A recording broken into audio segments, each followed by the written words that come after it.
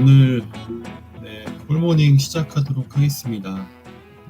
요즘 어느 때보다 지금 우리가 이제 지혜가 절실할 때인데요. 너무 우리가 감정에 치우치거나 또 우리가 이 시대를 너무 충동적으로 살아가는 것이 아닌가 생각을 해봤어요. 그래서 많은 사건이 또 일어나고 어떤 사고가 많이 일어나기도 하는 이유인 것 같기도 해요. 그래서 절제도 없고 통제도 없는 이 시대 가운데 또 코로나 때문에 우리가 점점 고립되어져 가는 것만 같지만 잠시나마 우리가 또 꿀모닝하고 이 새벽 기도회를 통해서 하나님을 또 만나고 말씀을 통해서 하나님의 은혜를 또 그리스도의 향기와 우리가 그리스도인의 정체성을 갖고 이 시대를 잘 살아가셨으면 좋겠습니다. 지혜의 근본은 하나님이시죠. 그래서 우리가 또 하나님을 섬김으로 인하여서 또 하나님을 섬기는 자들에게 주시는 그 은혜가 지혜인 것을 알았으면 좋겠어요. 그래서 주님께서 주시는 지혜가 이 세상 그 어떤 것보다 뛰어나고 또 분별력이 있고 능력이 있음을 아셨으면 좋겠습니다. 그래서 오늘 하루도 주님께서 주시는 그 지혜를 가지고 또 주님께서 주시는 말씀을 가지시고 이 세상을 분별하며 살아가시기를 주님의 이름으로 축복합니다. 그래서 지금 이 시간 우리가 하나님께서 주시는 그 지혜를 잘 또 듣고 또 그 안에서 힘과 능력을 얻고 살아가시면 좋겠습니다. 네. 오늘 창세기 50장 22절에서 26절의 말씀을 가지고 함께 말씀을 나누어 보려고 하는데요. 창세기 50장 22절에서 26절입니다. 창세기의 마지막 부분입니다. 이제 창세기 50장 22절에서 26절이 끝나면 출애굽기가 시작이 되는데요. 제가 말씀을 한번 봉독하겠습니다. 제가 읽어드릴게요. 네.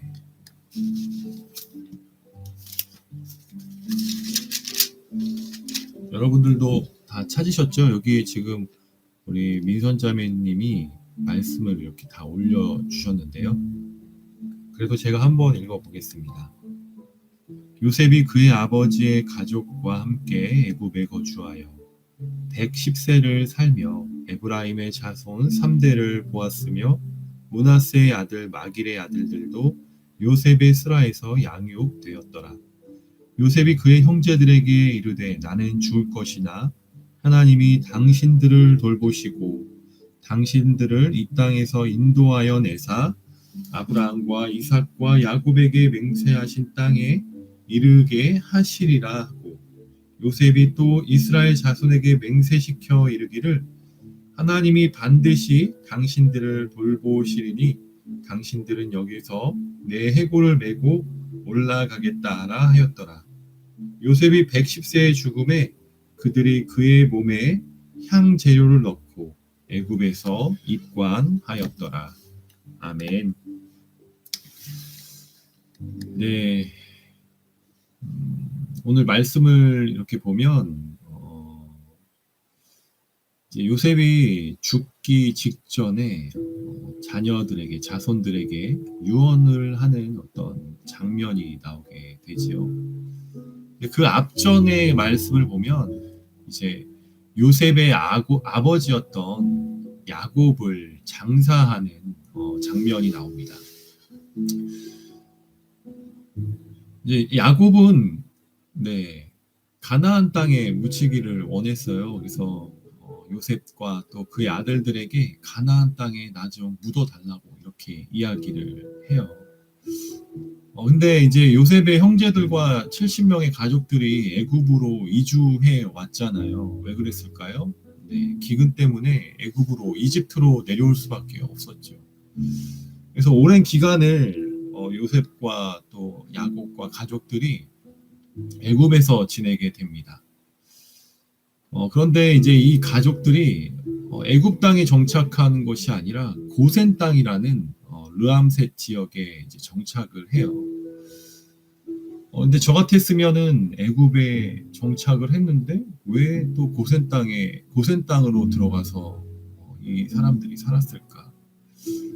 그러니까 곰곰이 말씀을 준비하면서 생각을 해보니까 이 이스라엘 백성들이 이집트에서 살면 그 이집트 문화와 어떤 이집트 사람들과 같이 동화되어서 살아갈 것을 걱정하고 염려했었던 것 같아요. 그래서 이들은 하나님의 언약의 백성으로 이스라엘 백성들로 구별된 삶을 살기 위해서 애굽의 어떤 풍요로움과 뭐 애굽의 좋은 것들을 누리며 살아갈 수도 있었지만 그나마 그 애굽 땅보다 조금 척박했던 고센 땅에 정착하여서 그들은 언제든 자기 자신들의 고향인 가나안 땅으로 돌아가기를 원했다라는 것을 엿볼 수 있습니다.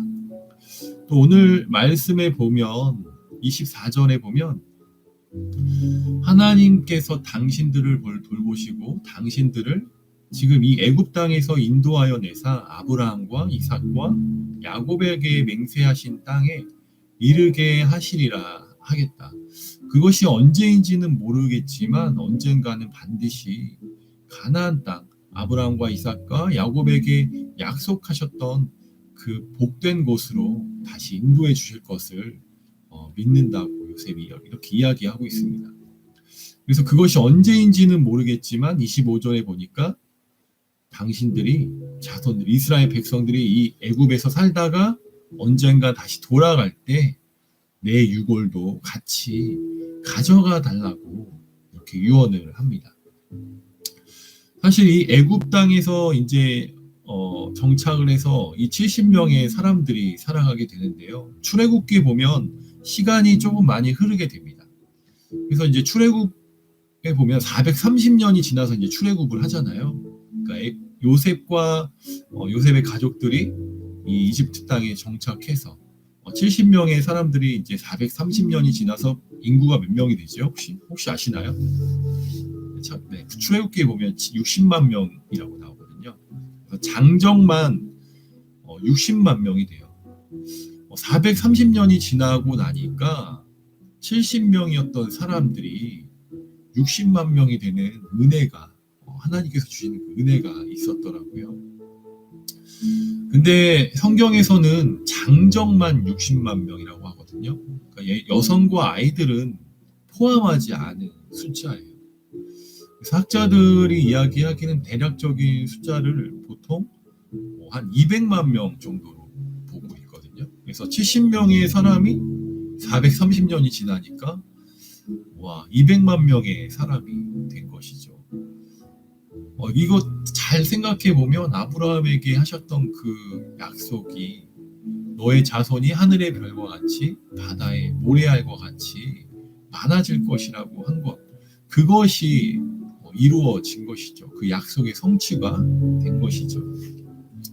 그래서 언젠가 다시 이제 돌아갈 때 430년 후에 돌아갈 때 이 요셉의 유고를 가지고 이스라엘 백성들이 출애굽을 하게 됩니다.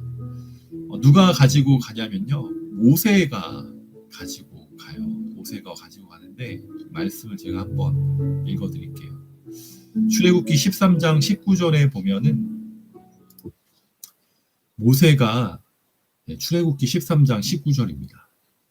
모세가 요셉의 유고를 가졌으니 이는 요셉이 이스라엘 자손으로 단단히 맹세하게 하여 이르기를 하나님이 반드시 너희를 찾아오시리니 너희는 내 유고를 여기서 가지고 나가라 하였음이더라.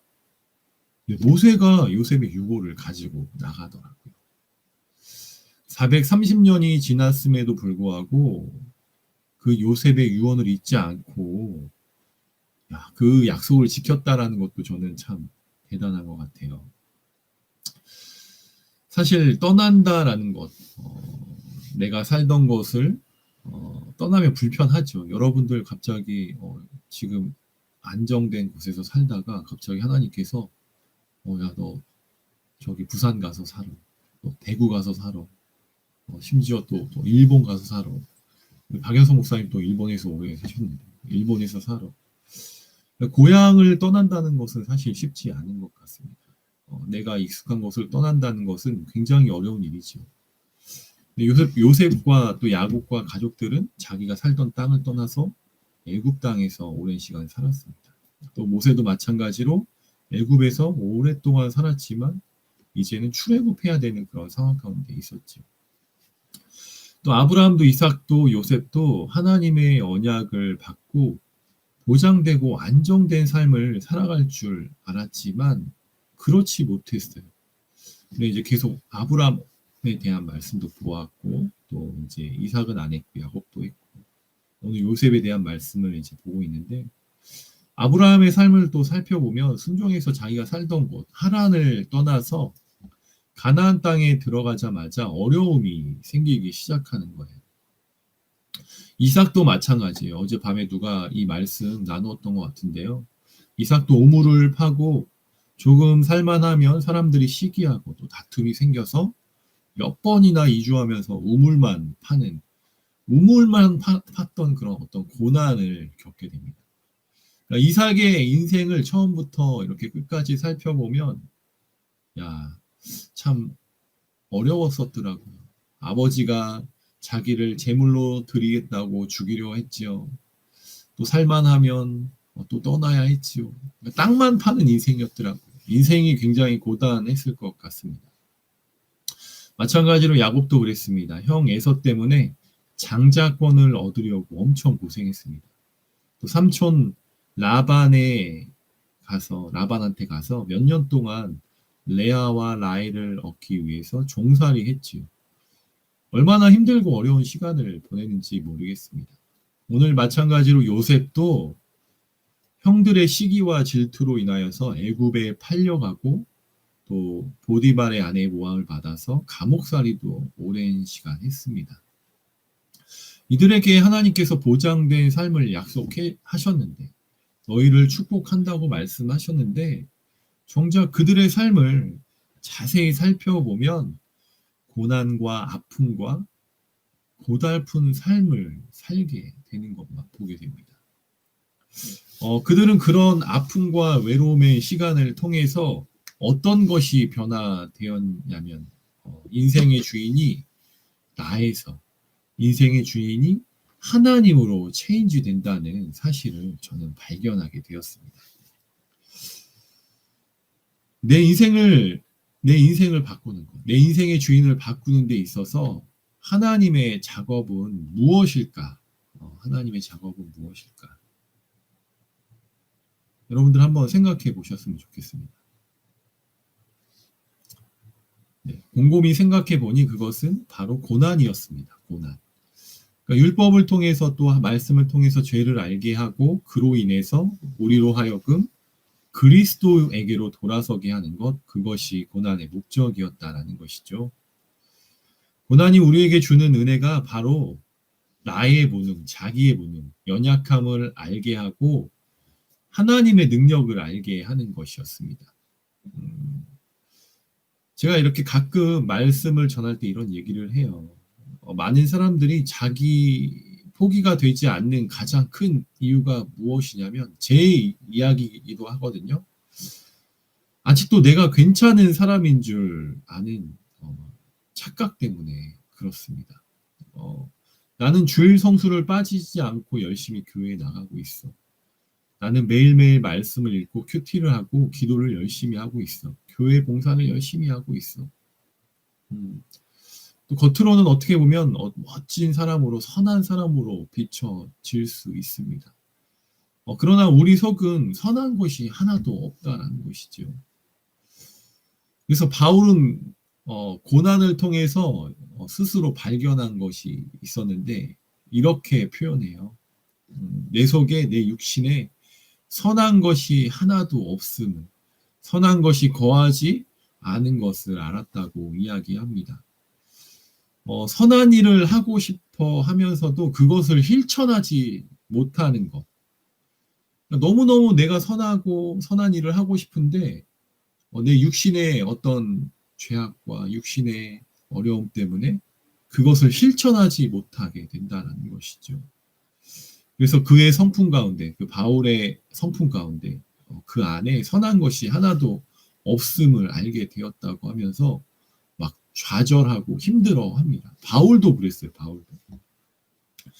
자기 자신을 돌아보니까 하나님을 기뻐하고 즐거워하는 것 같았는데 내 안에 또 다른 자아가 다른 법이 되어서 나의 마음의 법, 하나님의 법과 계속해서 싸우고 선하게 따르려고 하는 그 마음이 내 안에 있는 어떤 육신의 법 때문에 계속해서 충돌되고 싸우고 있다라고 이야기합니다. 그러니까 여전히 죄와 사망의 법, 그 그늘에서 우리는 종로를 타고 있다라는 것이죠. 그래서 악을 행하고 있는, 우리는 선을 행하는, 선은 행하기를 원하고 선을 행해야 되는 사람이지만 우리 마음의 어떤 악한 법이 우리를 사로잡고 있다는 것이죠. 그래서 우리의 양면의 모습을 발견하게 된다는 것이죠. 우리가 볼 때는 바울과 요셉과 아브라함과 이삭과 모세가 아주 선한 사람이라고, 괜찮은 사람이라고 보여집니다. 저 정도면 정말 훌륭한 믿음의 사람이지라고 생각하지만 바울의 마지막 절규를 보면은 이래요. 아, 나는 공고한 사람이로다. 이 공고하다라는 게 사실 비참하다라는 뜻이거든요. 자기 절망에 막 빠져서 막 힘들어하는 그 모습을 보면서 아, 저의 모습을 또 보게 됩니다. 우리의 모습을 보게 됩니다. 우리도 늘 그러고 있었거든요. 하나님, 우리 안에 선한 것이 하나도 없는데, 우리 안에 우리가 믿음으로 살아가려고 하는데, 우리가 선하게 살아가려고 하는데 때로는 우리 안에 어떤 육신의 법 때문에, 죄 때문에 막 힘들어하고 있다라는 것이죠. 그래서 또 고난을 통해서 바울은 그 인생의 주인이 바뀌게 되거든요. 이건 너무 길어서 생략하도록 하겠습니다. 결국 절망에 빠지면 그때 비로소 내 안에 주인이 바뀌게 된다는 것입니다. 아브라함도 그랬고 이삭도 그랬고 야곱도 그랬고 요셉도 그랬고 그들의 인생이 변화되는 그 기회가 무엇이었냐면 고난이었다라는 것이죠. 고난 가운데 하나님을 만나게 되었다는 것이죠. 그들의 어려움이 있었지만 헤쳐나갈 수 있던 것. 또 그들이 그것을 이겨내고 믿음의 사람들이 될 수 있었다는 것은 고난을 통해서 그 사람들의 인생의 주인이 바뀌게 되었다는 것입니다. 그래서 우리의 인생도 이제 어려움이 있고 힘든 것이 있다면 우리의 인생의 주인이 바뀌게 되는 어떤 기회가 된다라는 것입니다. 우리가 아는 우리가 몸이 아파서 이제 주변에 뭐 간 이식을 하고 뭐 또 심장 이식 수술을 하게 되면 DNA 검사를 하잖아요. 그래서 DNA가 맞아야지만 수술을 할 수 있습니다. 또 수술이 성공하더라도 새로운 몸 안에 그 다른 것이 들어왔을 때 적응하기까지 시간이 걸리게 된다고 합니다. 또 내 안에 어떤 다른 세포가 들어오게 되면 몸에 면역 체계가 반응하게 되죠. 그것을 나쁜 것이라고 생각하고 공격하게 되는 거겠지요. 거부 반응이 생기고 어떤 저항과 충돌이 일어나는 것입니다. 내 안에 내가 죽고 그리스도께서 사신다는 것, 내 안에 하나님께서 사신다는 것은 이러한 것이 아닐까 오늘 말씀을 통해 묵상해 보았습니다. 두 가지 자아가 계속해서 충돌하고 저항하게 됩니다. 선한 마음과 죄된 본성인 악한 마음이 계속해서 부딪히게 되는 것이겠지요. 때로는 이러한 문제들 때문에 자괴감도 들고 자책감도 빠질 수도 있습니다. 그러나 그러지 않았으면 좋겠어요. 나는 왜 이럴까? 나는 그리스도인으로서 모습이 하나도 없네. 세상 사람들과 다를 것이 하나도 없네. 혼자 힘들어하지 않았으면 좋겠어요. 우리 목사님에게 또 저에게 우리 멘토 지사님들에게 기도 요청하시고 또 동역자들에게 기도 요청하셔서 같이 기도하고 이 어려움을 잘 이겨 나아갈 수 있었으면 좋겠습니다. 그래서 청년 여러분, 그러한 고민과 아픔을 통해서 내 자아가 완전히 죽고 예수님의 성품으로 변화되어 가고 있음을 아셨으면 좋겠습니다. 예수님을 믿었다고 해서 우리가 하나님을 믿었다고 해서 한 번에 완전히 변화된 삶을 살 수는 없기 때문입니다. 조금씩 매일 우리가 월화수목 지금 이제 새벽 기도하고 큐티했는데요. 내일까지 해야 돼요. 이제 내일 마지막인데 여러분들 내일까지 힘을 내어서 열심히 꿀모닝과 새벽 기도에 참석했으면 좋겠습니다. 그래서 이후에도 우리가 이제 목사님이 또 제가 여러 가지로 이제 준비하고 있는 양육들도 있고 또 우리가 어떻게 하면 올 한 해 더 하나님과 가까이 나아갈 수 있을까? 예수님을 닮아갈 수 있을까? 고민하고 기도하고 있거든요. 그래서 조금씩 올 한 해 우리가 변화되고 주님을 닮아가는 또 예수 그리스도를 나의 주인으로 고백하는 우리 청년들이 다 되시기를 소망합니다.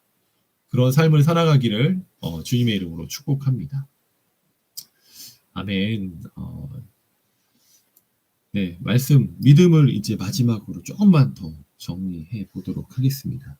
네, 오늘 깜짝 이벤트 진행한대요. 네, 깜짝 이벤트가 있는데 아직 말씀 안 끝났어요. 깜짝 이벤트 진행합니다. 네, 폭설로 인해서 아주 춥고 출근길 힘들 텐데요. 네, 따뜻한 선물을 드리겠다고 합니다. 마지막에 여기 채팅방에 이름 쓰고 꿀모닝 써주시면 네, 선물 드린다고 합니다. 네, 박민선 꿀모닝, 네, 뭐 정광호 꿀모닝, 박연성 꿀모닝, 네, 이혁수 전도사님도 계시네요. 네, 이혁수 꿀모닝 이렇게 하시면 네, 선물을 드린다고 하니까 네, 여기다 꼭 남겨주시면 좋겠습니다. 네, 지금 한 26명 정도 듣고 계시네요. 네. 네, 믿음을 마지막으로 믿음을 정리해 보겠습니다. 네, 믿음을 정리해 보면 하나님을 확증하는 것이고 또한 그 하나님께서 말씀하신 약속을 그분의 신실함과 함께 끝까지 포기하지 않고 나아가는 것이 믿음입니다. 그러니까 믿음이 보이지 않지만 하나님을 확증하고 그분의 신실함을 근거로 하나님께서 약속하신 것을 확신하는 것이거든요. 아브라함과 이삭과 야곱과 요셉이 그렇게 삶을 살아갔어요. 끝까지 약속을 확신하고 요셉이 내 유골 가져가죠. 언젠가는 우리가 반드시 가나안 땅으로 돌아갈 거야. 430년이 걸렸지만 그것을 확신하는 것, 그 사람의 생각과 행동과 삶이 반드시 달라집니다. 요셉이 430년 후의 일을 믿음으로 확신하고 내 것을 꼭 가져가 달라. 내 유골을 가져다 달라고 믿었던 것. 그것이 믿음이지요. 요셉이 볼 때는 하나님의 약속은 자신과 별 관계가 없어 보이고 심지어 먼 미래의 일로 그냥 성취될 약속으로 동떨어져 보였어도 그는 그것을 믿고 바라고 확신하는 가운데 그의 오늘이라는 삶의 어떤 중대한 결단과 증거를 나타내 보인 것입니다. 그래서 요셉의 죽음 앞에서 내린 것은 바로 뼈를 가져가 달라고 하는 유언이었던 것이지요. 그래서 430년이 아까 지나고 말씀드렸듯이 출애굽할 때 자손들이 이스라엘 백성들이 유골을 가지고 나아가게 되는데요. 참 대단한 것 같습니다. 네, 또 모세가 가지고 나가서 여호수아 말씀에 보면 가나안 땅에 장사하는 모습을 보면서 믿음으로 살아가는 사람은 결국 그 믿음대로 되는 것을 깨닫게 되었습니다. 강대의 꿀모닝 출근해야 되는 것 같아서 지금 한 것 같은데 지금 하셔도 돼요. 지금 바쁘신 분들은 꿀모닝 이렇게 쓰시고 나가셔도 돼요. 괜찮습니다. 요셉의 유언을 통해서 또 그의 유언대로 성취된 이 믿음의 사건을 통해 우리에게 주시는 교훈과 메시지는 무엇인지 한번 생각해 보셨으면 좋겠습니다. 여러분들도 보이지 않고 멀리 있는 것 같고 해결되지 않는 것 같은 문제들을 온전히 하나님께 맡겨드리고 신뢰하며 나가시기를 바라고 원합니다. 그래서 언젠가는 분명히 반드시 우리의 어려움과 우리가 해결되지 않는 부분들, 우리의 답답함을 하나님께서 이루어 주실 것을 또 그 하나님의 약속을 굳게 붙잡고 살아가시는 우리 청년들이 다 되시기를 소망합니다. 네, 기도하고 마치도록 하겠습니다. 하나님 아버지, 믿음으로 요셉은 임종시에 이스라엘 자손들이 떠날 것을 바라고 또 자기의 뼈를 위하여 명하였던 것 같이 우리에게도 이러한 믿음을 갖고 살아갈 수 있는 은혜를 베풀어 주시옵소서. 고난과 아픔을 통해 내가 완전히 죽고 하나님께서 내 삶의 주인이심을 고백하며 살아가기를 원합니다.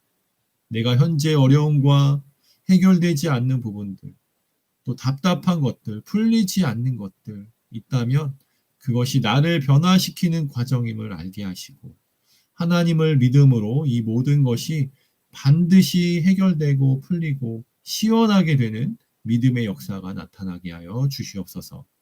오늘 하루도 주님께 내 삶을 온전히 들며 나아갑니다. 우리를 인도하여 주시옵소서. 하나님, 눈이 많이 와서 출근길 어려움이 예상됩니다. 우리 청년들 또 출근하는 가운데 지켜주시고 보호하여 주시옵소서. 감사드리오며 예수님 존귀하신 이름으로 감사하기도 드립니다. 아멘.